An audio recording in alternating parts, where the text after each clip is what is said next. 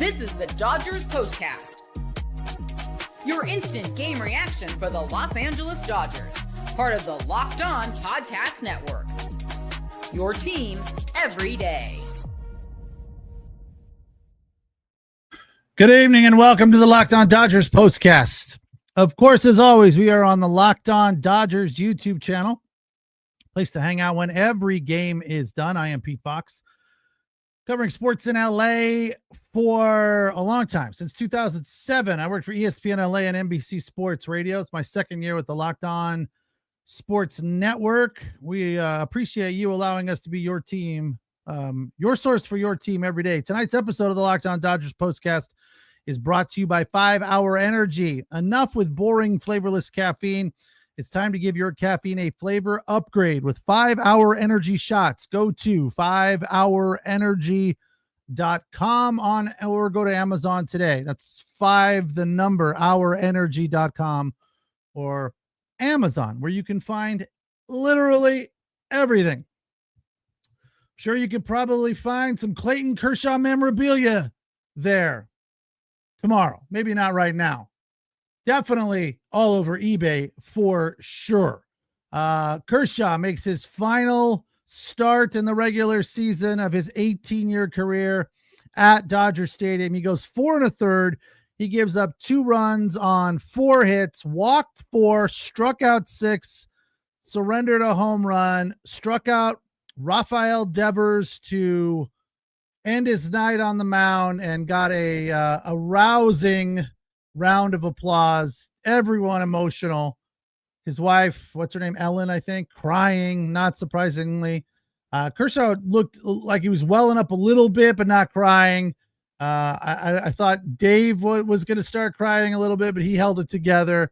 So just really an emotional night. It was very cool to see and, just kind of reflect back on Kershaw's fantastic career. Not over yet. Still some baseball to be played, but this is his final start at Dodger Stadium. This is what you'll be talking about. Dodgers back-to-back wins against the Giants. They did it with the home run tonight, 6-3. The bullpen once again showed up for the most part and took care of business. After Kershaw left, it was Enriquez for an inning and a third. He had 3 Ks. Robleski an inning and a third. He gave up 2 hits and a run, but also struck out 3. So after his last outing, we can feel much better about that because he was a disaster last time out. Kirby Yates, 0s across the board, 9 pitches. After his first one, I was like, ugh, because he just threw that slider sweeper that was 3 feet off of the plate. And Tanner Scott came in, and maybe he's starting to find it. Kept the ball down, pitched it into good spots. Didn't leave anything hanging over the plate. He had 2 Ks, including Rafael Devers, who struck out 4 times on the night. Woo, ouch, the golden sombrero.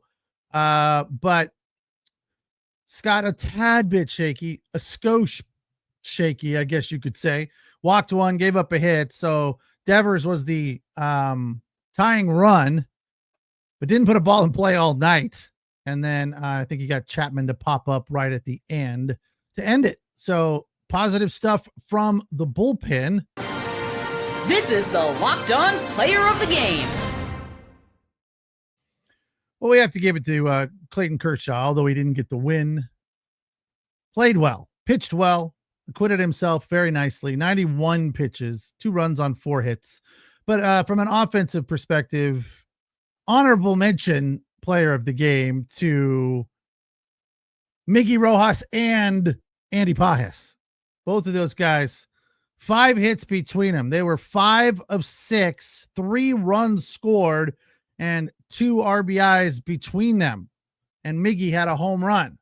So that was awesome. Nice to see. That tied the game. I was at that point listening. And when you listen on SiriusXM, quite frequently the score shows up before you hear the action. So I saw 1-1 and I was like, I wonder who homered. And then I turned up the volume a little bit, and then it was the Miggy Rojas call because it hadn't happened yet on the radio, but they had put the score up already. It was his 7th of the year. In the 6th, the back-to-back doubles for Rojas and Pages. But the big inning was the 5th inning. Shohei and Mookie go back-to-back. That came after Pages had singled and Kike walked. That made it 5-2. The home run for Ohtani, not very far because he went opposite field down the left field line on a fastball away. That was a nice piece of hitting right there to hit the ball where it was pitched. It's his 52nd of the year, came on a four-seamer. And then Mookie Betts, his 20th of the year, on the very next pitch, a fastball way too much of the plate, and he was all over it. Hit another one deep, but not quite deep enough. So Mookie 1 for 4, an RBI and a run scored with the home run. Again, his 20th home run of the season. Teoscar Hernandez over Shohei's homer with 2 aboard, 3 RBI on the night, his 52nd home run. And Tommy Edman over, Kike over, and Dalton Rushing over. The other very, very interesting thing that we'll be talking about here, I think this is completely meaningless water cooler stuff, but 2,574 games between the Giants and Dodgers over the entirety of these two franchises' existence, dating back to the 1800s, the late 1800s there. So they've been playing for well over 100 years, and they now can consistently play tight games, and they now have a exact number of wins between them. 1,287 wins each. That's just friggin' amazing. And the last time these two teams' record was tied was the late 1800s. So over 100 years ago was the last time they had matching win-loss totals against each other. Crazy, crazy stuff there. 6-3 the final. Dodgers now clinch a playoff spot with that win, but it is not a champagne celebration tonight. I don't believe they'll toast. I reported they're going to toast Clayton Kershaw, but not the crazy champagne celebration that baseball is completely enamored of and does way too frequently. But having been a part of it a few times, it is one of the coolest things in all of sports, and it's really hard to kind of replicate it and experience it in your real personal life, because you're not going to go get cases of champagne unless you want to, like, maybe go out to your garage, or you're getting ready to replace the carpet and the paint and everything else. You've moved the furniture out of the house, or you can go get Visqueen to cover everything up with, which is what they do in the clubhouse. But the floor, literally, I think literally when they do that, they just replace the carpet, because there's like 1 to 2 inches of champagne and beer on the floor. It is the craziest thing. And when you see him wearing the goggles, it is 100% necessary, because when that champagne gets in your eyes, it burns, and it's crazy how much it burns. But I don't think they're going to be doing that tonight. Again, I do feel like they do it too much in baseball. There's no other sport that does that. Every other sport celebrates only one time if they win the championship. That's it. Baseball, you can celebrate up to 4 times. So when you clinch, wild card, DS, CS, and World Series, that's 5 times. So it's a lot. It's over the top. I mean, it's cool. It's what baseball does. And I've been told the reason that they celebrate the clinching and all of that is because it's a long season. Okay, then clinch. You celebrate when you clinch, and you celebrate when you win the World Series. And maybe you could throw in championship series, but wild card and DS, unnecessary, over the top, too much. It is the Locked On Dodgers postcast on the Locked On Dodgers YouTube channel. What does Yang Yi have to say here about Ohtani? Ohtani hit the clutch home run of the season, considering the situation. That home run changed everything. No doubt. Put the Dodgers up. They were down 2-1 at that point. And Shohei, that extends his on base streak. I think 24 now. He's absolutely been locked in. So good stuff from him, and we love to see that. Mookie Betts, obviously back on track as well. I'm surprised that Freddie was 0 for tonight after last night, because he looked good last night. He was all over it. But that's what Freddie does. He has a couple of good nights and then a bad one. Goes 0 for. So, but the average and OPS and everything is still good. The slugging is just under 5, and the on-base percentage is 362. So that means the OPS is, mid 8s. Teo has been hot, not tonight. Mookie is hitting it at 260, slugging, and on base for the OPS is mid 7s. So again, that's why Mookie has said and commented that his season is over and hasn't had a good season, because his numbers are well below his career average. But Ohtani has the OPS up over 1,000 still, and the batting average at 283. Again, homer tonight with 2 aboard for his 52nd of the year. It's the Locked On Dodgers Postcast on the Locked On Dodgers YouTube channel, where you can find Travis Rogers Monday through Friday, the Locked On Daily Dodgers podcast. Tonight's episode of the Locked On Dodgers Postcast brought to you by a new product called Zippix, Zippix. They are toothpicks. Whether you're looking for a nicotine fix or some energy boost, Zippix has you covered with their nicotine and caffeine-infused toothpicks. I wonder if they have both. It's probably one or the other, right? For nicotine users, Zippix provides a discreet way to satisfy cravings and the hand-to-mouth habit. Without vaping or smoking, Zippix can be a helpful tool as you work to reduce your dependency on vaping. Available in 6 great flavors with 2 milligrams and 3 milligrams of nicotine. And if you need energy without the crash, their caffeine toothpicks are a game changer. So go to zippixtoothpicks.com. Use the code LOCKEDON and you'll get 10% off your first order. You got to be 21 to order Zippix. Warning, nicotine is an addictive chemical. That's zippixtoothpicks.com. Oh, that's zippixtoothpicks.com. Promo code locked on. Zip more, smoke less with Zippix toothpicks. Tonight's episode also brought to you by Prize Picks, the daily fantasy sports app where making the right call actually pays off. You and I make decisions every day, some good, some bad, but generally speaking, the good ones don't pay off. In this particular situation, a winning decision can get you some cashish, some cold hard cash money. So, and it's cool. One of the great things about Prize Picks is they Venmo it right to your account when you win. So you don't have to wait weeks and weeks, or there's no checks in the mail from random third parties.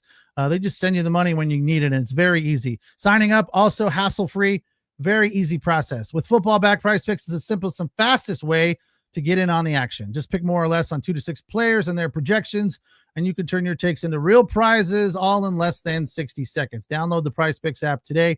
Use the code LOCKEDONMLB to get $50 in lineups after you play your first $5 lineup.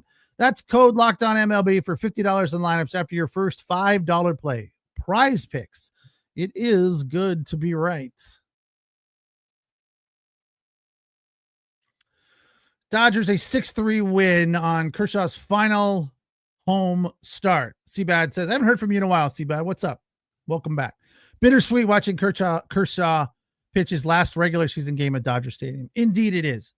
I think it would have been a little bit easier if his season hasn't been so good. But at the same time, I think that makes it easier for us as well. So if he was having a bad season and he went out tonight and performed well, you could kind of be like, all right, cool, sayonara. But the fact that he's having a good season, 10-2 this season so far, makes you go just in the back of your mind. I mean, we all feel like it's time, right? 18 years. He's had a fantastic career. Back of your mind, you're like, does he have any more gas in the tank? Could we use him next year? No, it's good. It's fine.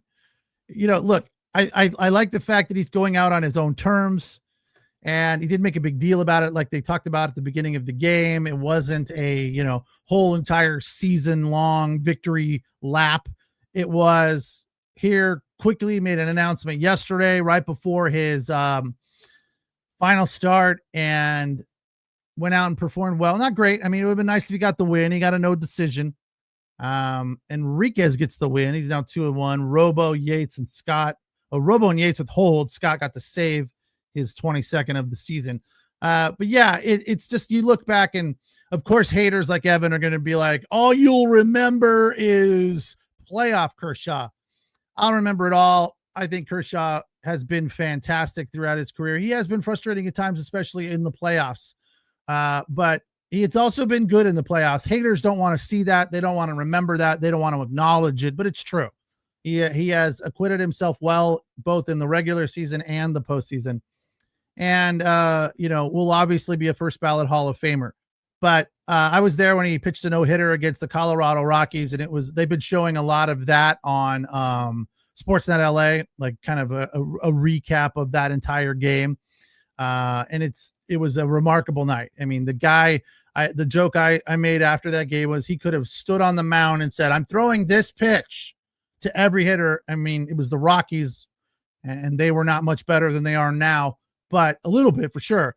And he could have just screamed out, fastball, curve, slider.